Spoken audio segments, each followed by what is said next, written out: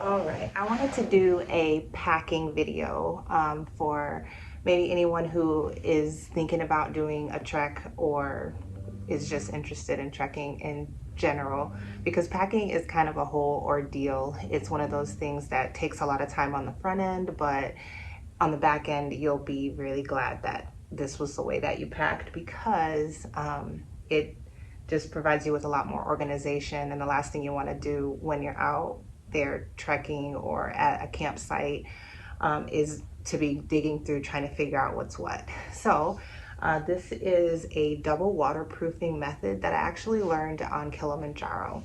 And the first thing is that this duffel bag that I have, it is a North Face duffel bag, and it is waterproof itself. But then everything else that I have is also in plastic Ziploc bags, and these are the 2-gallon bags. And you can see every bag is labeled with what is in it so that I don't have to go through each bag trying to find what I need. That was really important on Kilimanjaro, specifically because you were in a situation where you had a tent mate. And so whenever you were getting dressed in the morning or getting, ready for bed, you had to be able to just reach in and get what you wanted, because your tent mate could have been asleep and you just had this little flashlight, you're out in the middle of nowhere, and you had to be able to say, oh, pajamas, here we go. So you hurry up and get dressed, ready for bed inside of your sleeping bag, because y'all are this close to each other and it's someone that you don't really know. So it helps to be able to be organized like that. And also to have everything labeled. When you are trekking, you have to have different layers. So you have your base layer, which is the layer that's closest to you underneath your clothes. And then you have your second layer, and then you have a shell, which would be your outer layer. And that shell could be a rain layer. So this bag has my rain layer in it, or it could just be a jacket if it is cold enough to need that. And every layer that you have needs to be made out of synthetic material, so no cotton, because cotton does hold a lot of moisture, and you don't want moisture on you while you're hiking. You want it to be able to be a material that'll wick away that moisture as quickly as possible. And I have everything labeled and organized, all my toiletries. Another really important item is flip-flops, because you just don't know what the showers are going to look like, and you also want for your feet to be able to rest once you get out of your hiking boots in the evening. So flip-flops are the perfect way for them to be able to rest. So I said everything needs to be synthetic material, but that is with the exception of your socks.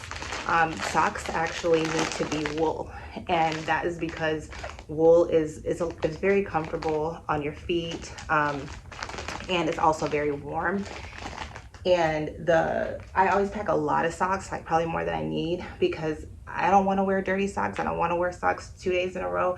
And also sometimes you'll have to double up your sock layer, because your boots start to hurt after a while, and you want to create more cushion between the socks and the boots. So all of this stuff, my sleeping bag. My sleeping bag is actually inside of a stuff sack, and this stuff sack can actually be made even smaller than it is by just adjusting the straps on the side. So you can get it down to pretty small, and keep your sleeping bag inside of there. Some people are even able to fit their pillow in here, which I don't know how, but you can get your sleeping bag down pretty small and it'll fit easily into there. Boots are actually, obviously I need my hiking boots, but they don't need to be packed, because I'm going to be wearing those the whole time, even on the plane and everything, because they're really bulky and they would take up a lot of room. So now I'm going to go ahead and put everything into my large duffel bag. And the next thing that I need to make sure is packed correctly is my day pack. So when you're trekking, the only thing that you actually have with you is your day pack, because the duffel bag is usually transported by someone else. So when I was on Kilimanjaro, there were porters there were people that were hired to carry our luggage up the mountain and always be at the next stop before we got there. And in the Andes, it was a mule or a horse that was carrying it. So anytime that you travel with a trekking company, they're usually going to have a luggage transfer option, which you always want to take, because when you're in the mountain and you're at high altitude, you don't want to be carrying a 50-pound bag with you. That's going to be almost impossible for a normal person like me to do for 100 miles. I'm not carrying this. So they need to they actually really do restrict what you can have since someone else is carrying it. That's why I only have like maybe 3 pairs of pants and 4 shirts, even though I'm going to be there for 2 weeks, because there's a weight limit when someone else is carrying a bag. So this day pack is an Osprey day pack that I've had since 2018. It still looks pretty good.